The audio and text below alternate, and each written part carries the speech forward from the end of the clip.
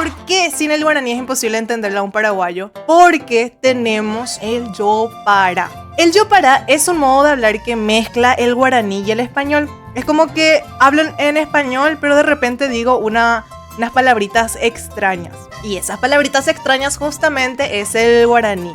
Y el hecho de que yo hable español, o sea, castellano, mezclando el guaraní, es lo que se conoce como yo para.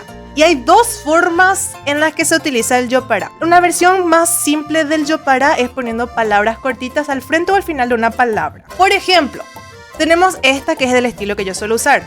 Vámonos al cine. Esa palabrita cortita que estás diciendo, el na, que estás viendo acá al lado del vamos, significa por favor. Pero acá lo único que tienen que saber que en yo para pueden ser palabras cortitas o, acá otro nivel de yo para, palabras enteras, frases.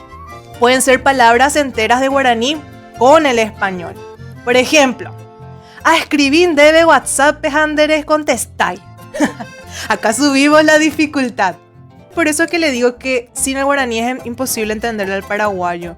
Todos en Paraguay alguna vez usamos el yo para, ya sea en la forma cortita, en la forma breve, palabras cortitas o frases enteras, porque el guaraní forma parte de nuestra cultura.